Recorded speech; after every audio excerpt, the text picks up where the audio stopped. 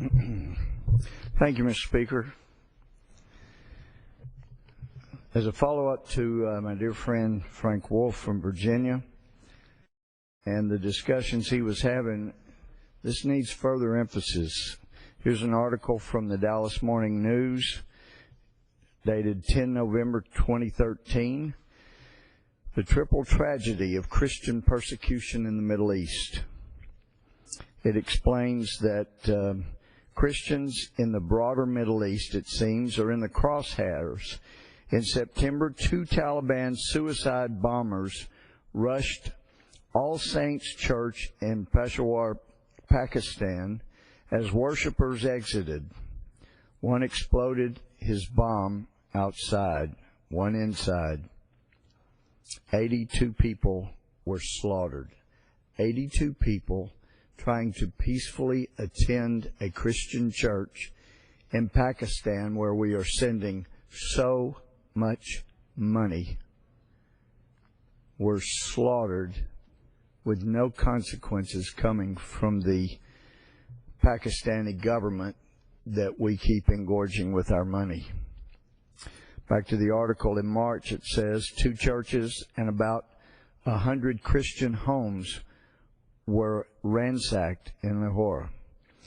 Today, millions of Christians and other religious minorities are facing vile persecution. Many Christians are struggling to escape from the countries where their ancestors have lived for 2 millennia. The human tragedy unfolding in these countries is profoundly disturbing, but the tragedy extends beyond the suffering of individuals and families. Next month in Rome, Georgetown University, in partnership with Baylor University, where I went to law school, it will showcase the findings of a 2-year study on Christianity and freedom.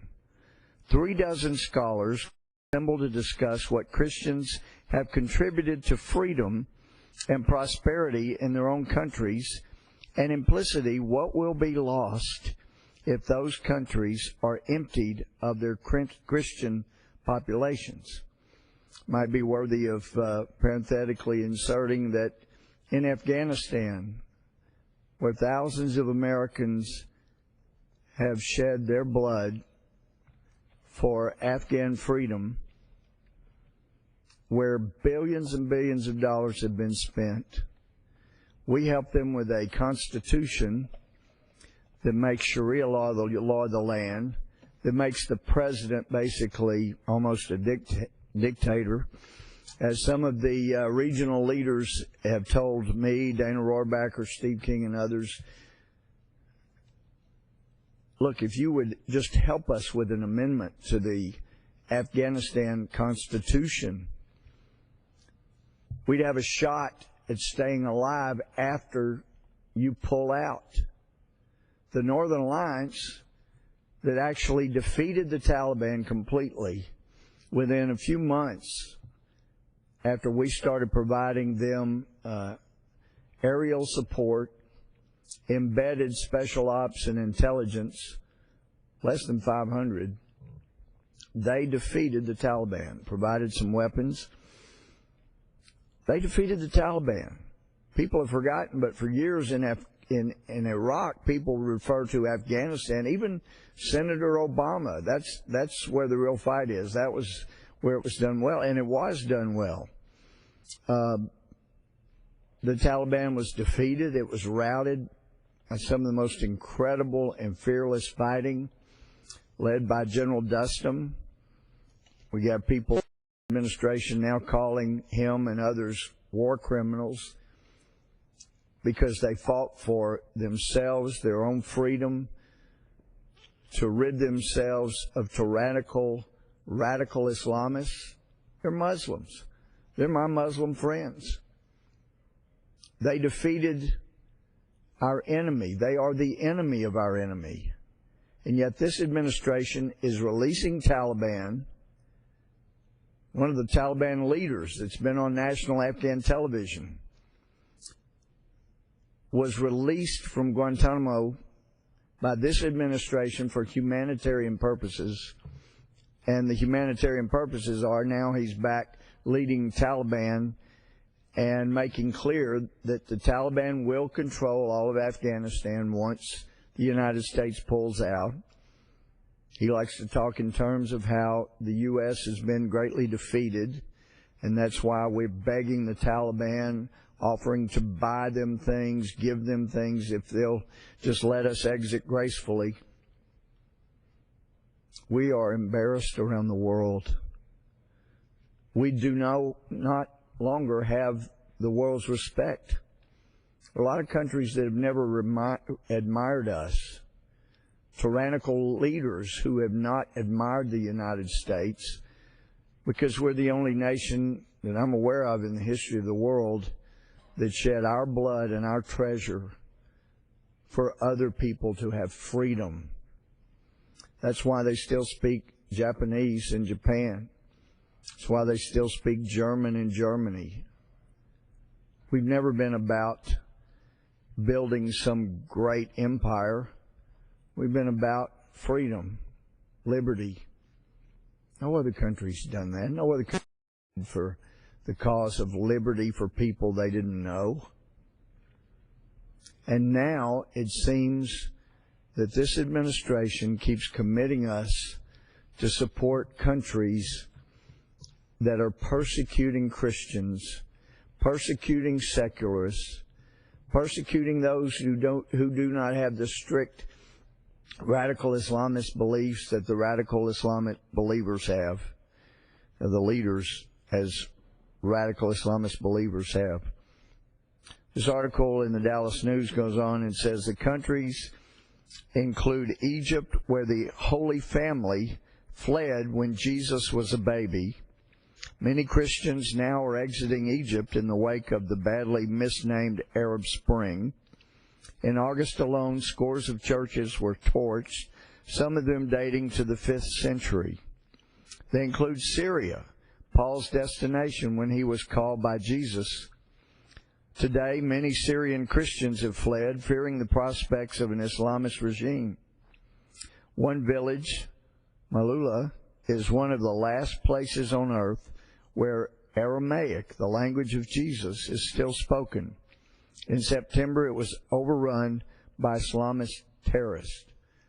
Those, by the way, are the Islamist rebels that this administration is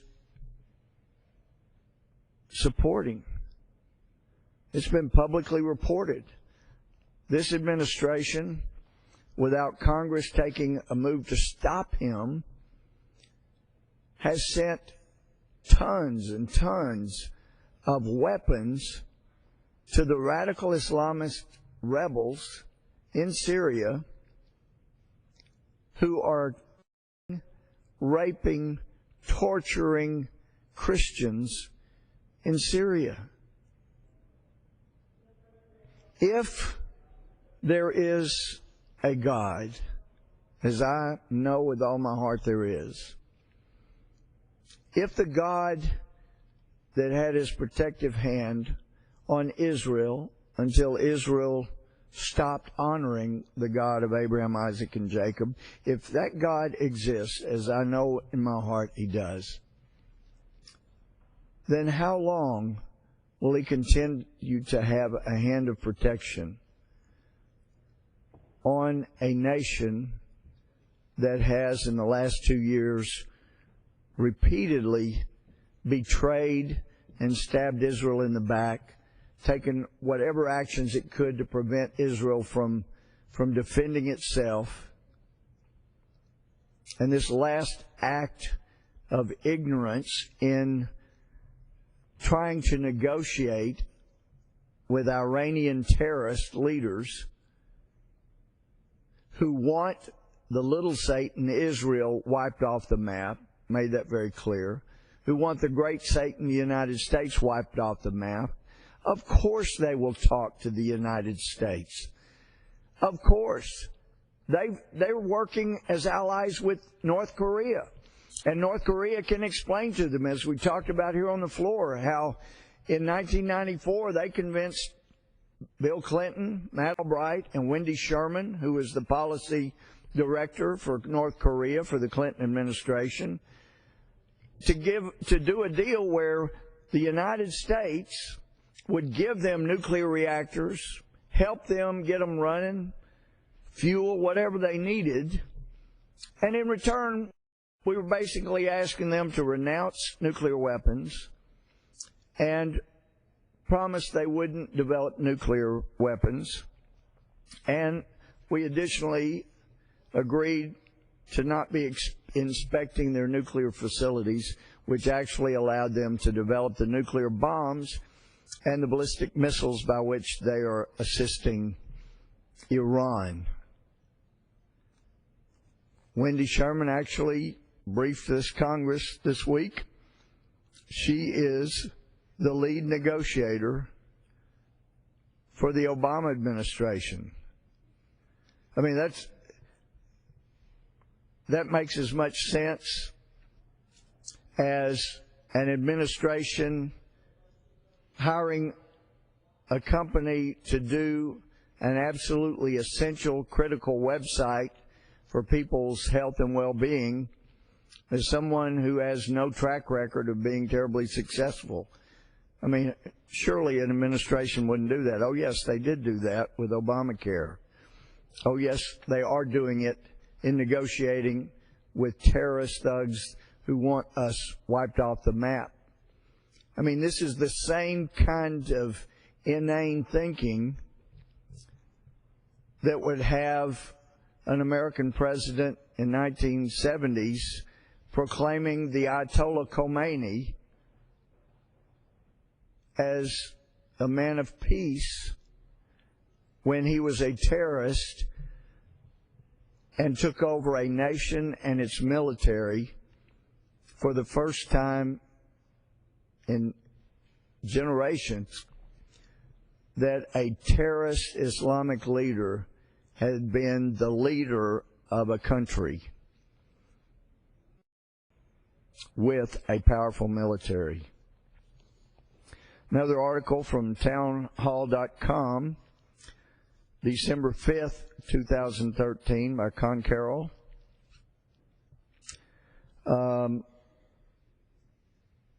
Violence against Christians is rising across the Middle East. Open Doors USA's CEO David Curry investigates for the December issue of Town Hall magazine. Says Christians in the Middle East and around the world are being persecuted, imprisoned, and martyred for their faith. There's widespread systemic violence, and no one in the mainstream media and government seems to have noticed. We may see the elimination and extinction of Christianity in its very birthplace without a whimper of protest from the West. I got to say, if the God who protected Israel in its inception through many generations until they stopped honoring the God of Abraham, Isaac, and Jacob, which, by the way, no country has ever fallen while it was truly honoring the God of Abraham, Isaac, and Jacob.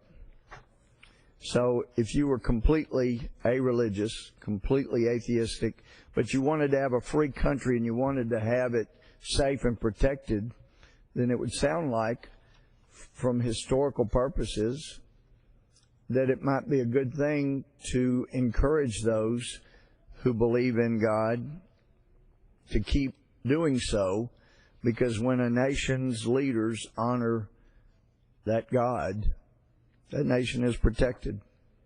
It's only when it turns away that it falls. But the article goes on, Middle Eastern Christians are not persecuted because they are criminals, anarchists, or for participating in uncivil behavior. They are persecuted because of what they believe. They are not promoting any particular political party or agenda. They simply want the freedom of faith and religion that Americans experience every day. It's puzzling why most of our media and political leaders remain silent, despite overwhelming evidence of major humanitarian crisis. When the scope of the persecution is seen, it's hard to understand how this could have slipped under the radar of nearly all our leaders in Washington. One is left wondering if the oversight is intentional or merely a giant blind spot the size of the entire Middle Eastern region. Consider what occurred during a 4-week period during August and September.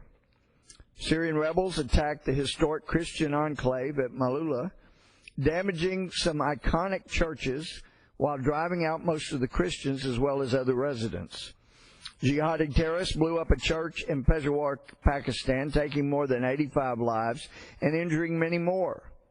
After the attack, Pakistani Christians protested in the street to no avail, demanding protection of their churches and schools, which are under daily threat of harassment and destruction. Muslim Brotherhood forces in Egypt attacked and burned 73 churches, hundreds of Christian-owned businesses, properties, and schools. There are but a handful of attacks that make the news. Each day, Christians in the Middle East are suffering all manner of indignities for their faith. Those include destruction of property, harassment, targeted rape of Christian women, and a legal system that ignores the right due to their faith. Many governments fail to pursue, capture, or prosecute jihadist radicals who perpetrate these crimes against Christ's followers.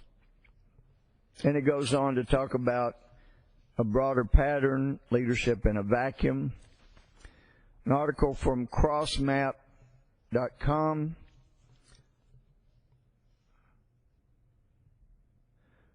says one Christian killed every 11 minutes.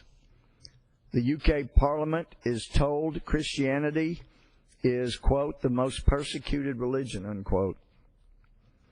Says the plight of Christians around the world was discussed in a 3-hour debate at the Houses of Parliament in London yesterday.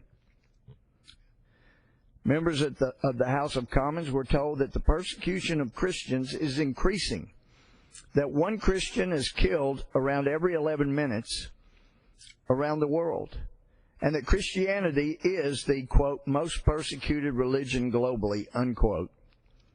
A long list of countries in which life as a Christian is most difficult was discussed, including Syria, North Korea, Eritrea, Nigeria, Iraq, and Egypt.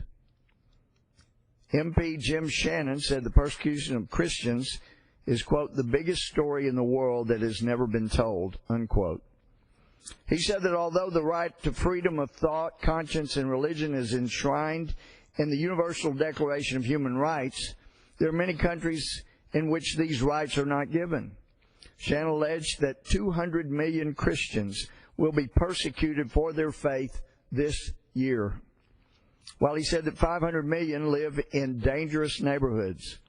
He said that in Syria, Christians are caught between opposing sides in the conflict, and mentioned the specific targeting of Christian-dominated locations such as Saadad and Malula. MP Sammy Wilson said that in Syria, quote, 50,000 Christians have been cleared from the city of Homs, unquote, while in Sudan, 2 million Christians were killed by the regime over a 30-year period. He added, within the last month, hundreds of people from Nigeria to Eritrea, Kazakhstan to China have been arrested and put in prison simply because of their faith. When they go into prison, they are denied due process.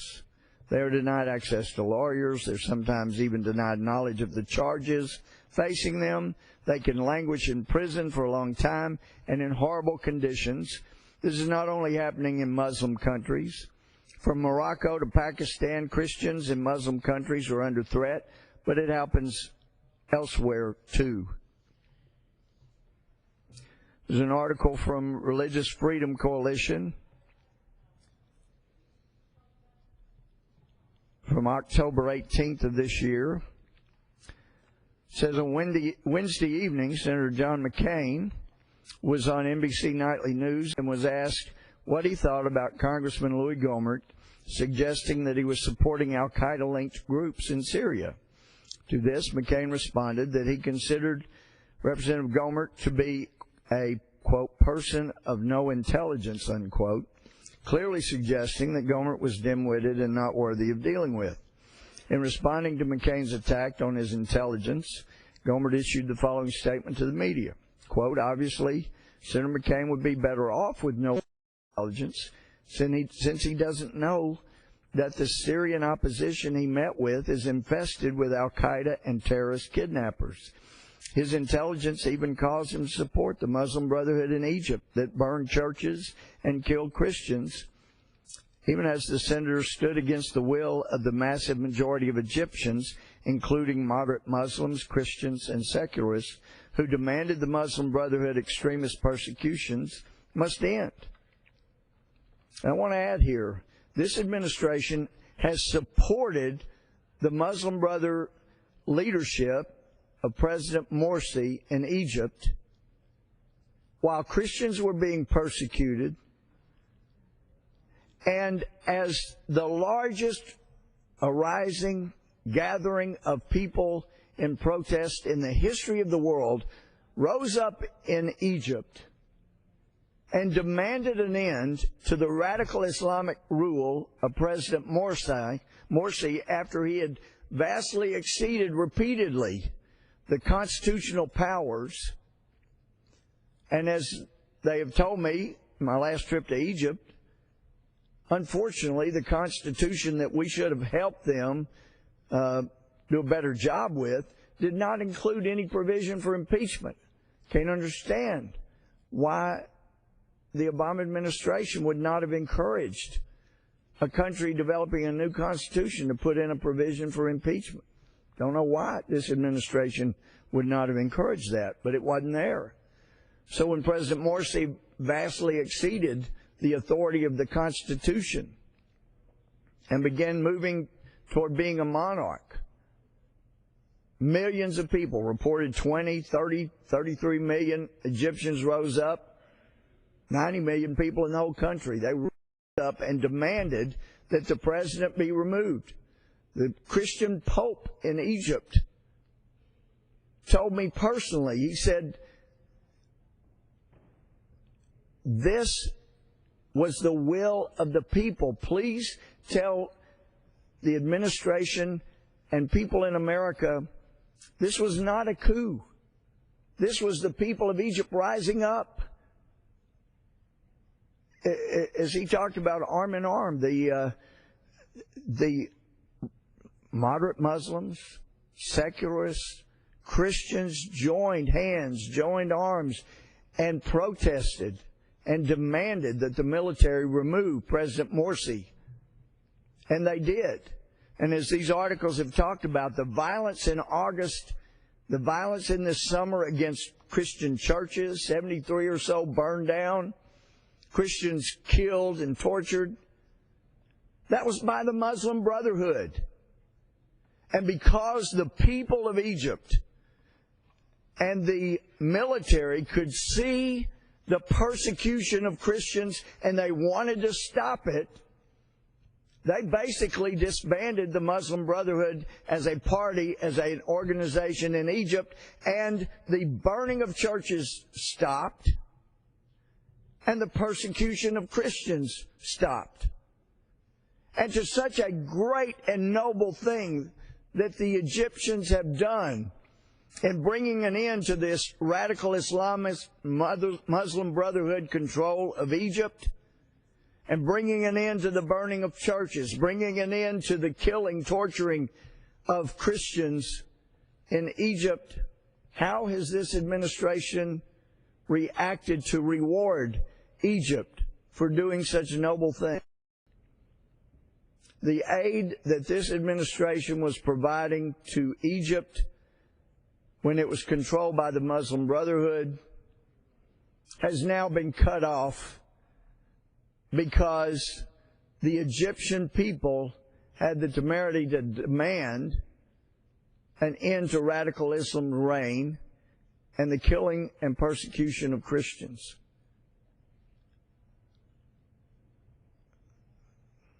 It's unbelievable that I live in a country that rewards groups that persecute Christians, and withdraws assistance to those who stop the persecution of Christians.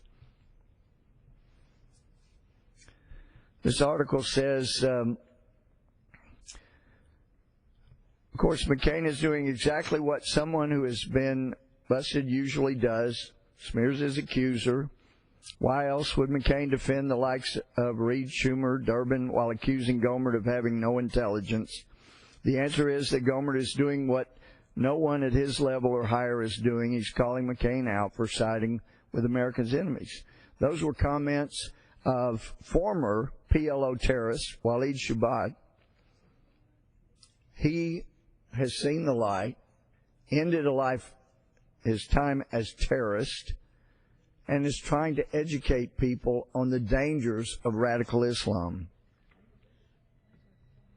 Anyway, the article points out that our friend Senator McCain had hired Syrian Islamist propagandist Elizabeth Obagi to become one of his legislative assistants after she was exposed for lying about her PhD and being paid shill for Islamists seeking to overthrow President Assad. As former terrorist Walid Shubat explains, Congressman Louie Gohmert should be getting reinforcements from the more conservative elements in the Republican Party, but Willie, frankly, we doubt it. Congressman Gohmert deserves our praise, our vocal support, and our prayers for having the courage to hold another Republican responsible for promoting muddle-headed national security policies that endanger lives and freedoms of millions of Syrians and Egyptians who do not wish to live under an Islamic dictator. And I appreciate their commendation. And I know that there's not a senator in the U.S. Senate that wants to do harm to this country or to Christians around the world.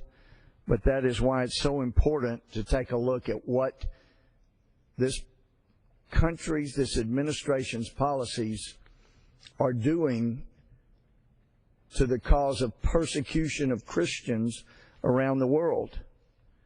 An article from Christian Today, dated Wednesday, December 4th. 70 Christians killed at the hand of Boko Haram in Nigeria. Further attacks against Christians in Nigeria have been reported, bringing the total number killed in the past year to an estimated 900. According to Release International, 34 Christians were murdered in Boma State in the Northeast last month, and raiders killed an additional 37 in the Central Plateau State on 26 November. Church leaders believe the attacks in the north were carried out directly by Islamist terrorist group Boko Haram, while those in central Nigeria were carried out under their direction.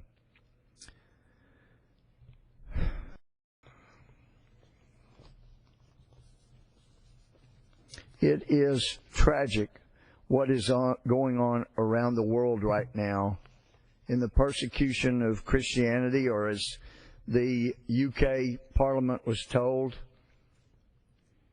it's Christians are the most persecuted people in the whole world. And in fact, even in the United States right now, really Christians are about the only group in America against whom it's okay to discriminate. It's okay to hate them and ascribe hatred to the believers in the man of love and peace, Jesus Christ. It's rather tragic. And as the world sees that this administration continues, and as leaders in the Middle East told a handful of us back in September, what do you not understand? It was the Muslim Brotherhood behind the attack on 9/11 of 2001. It was the Taliban, but basically their Muslim Brotherhood in Afghanistan you went to war against. It's the Muslim Brotherhood that was killing Christians in Egypt. It was Muslim Brotherhood, Al-Qaeda, that attacked you in Libya, that you helped in Libya, and now you're helping them in Syria. We all don't understand what you don't understand. The people you declared war on that hate you and want to destroy you, you're supporting in Syria. You supported in Egypt. We don't understand. And for moderate Muslims around the world, our friends in Afghanistan, our friends in the Middle East, they don't understand how we keep rewarding those who hate Christians and hate the United States, and we persecute leadership like in Egypt right now that stopped the persecution of Christians. We ought to be sending people rushing over to Egypt saying, thank you for stopping persecution of especially Christians, but also moderate Muslims and secularists in Egypt. You've done a good thing. We ought to be helping them set up their next elections, which they want to do. So we're also, as I'm sure people are aware, CNN's got a story here about China claim of air rights over disputed islands creates risk of incident. China has wanted to claim this part of the ocean for decades, but they were always afraid of making a move to physically exert claim over this area of the blue water. And yet they've obviously come to believe that the United States is so weakly led right now that they could make claim to this part of the sea that they were scared to claim in the past and overtly take control over. It hurts our friend Japan. It hurts other allies for us not to take a stand. And yet we get reports that this administration is telling our allies, well, just do what China requests for now. Just do what they request, instead of showing strong leadership to stand up against the move of aggression. We see Russia moving more radically than we have seen in decades. People just thought Russia had gone away. The Soviet Union did go away. But Russia now has perceived a vacuum in world leadership since the United States seems to be taking a leave of absence. And now we have Putin being considered more powerful than our U.S. president. Well, I can see how some would see the aggressive leadership he has taken and believe that he is more powerful. It's not right. Our president has all the power he needs if he will use it. But it's time to take a stand, even for those who like to belittle Christianity, even those who have far different beliefs. This nation has had an invisible protective hand that has guided it, led us away from slavery, led us toward proper civil rights. And then it seemed just when we were about at the peak of enforcing our Constitution so that it didn't discriminate, so that the words of the Declaration of Independence were fully embraced, that we hold these truths to be self-evident, that all men are created equal. They're endowed by their Creator with certain inalienable rights, and among those are life, liberty, and the pursuit of happiness. And yet, as churches have been behind the movement to establish a Constitution, the movement to eliminate slavery, the movement to recognize civil rights, so people are not judged by the color of their skin, but by the content of their character, as was the dream of Dr. Martin Luther King Jr., an ordained Christian minister. Now we have turned full circle, and now are starting to persecute and reward those who abroad persecute the very churches that made America the freest country, the only country that has fought and died, that people have fought and died for liberty of others, the most generous and giving nation in the history of the world, where more freedoms, liberties, and assets have been attained by individuals than any country in the history of the world. It is exceptional. But we're losing our exceptionalism because we're refusing to stand up for the beliefs of Christians here and around the world. And it's time, if we want to extend this little experiment in democracy, as one of the founders said, if we want to acknowledge Ben Franklin's comment, it's a republic if you can keep it. If we want to keep it, it's time to rise up, not do violence, but just stop rewarding those who persecute Christianity, those who burn churches, those who kill Christians. Quit rewarding them. Quit providing them arms. Because if we don't, we will slip down the slide of history into the dustbin of history, and people will only be able to look back and say what an amazing country that once was.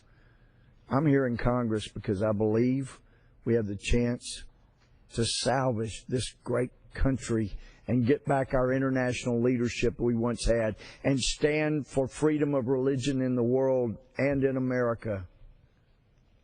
But God, help us if we don't. Mr. Speaker, I yield back.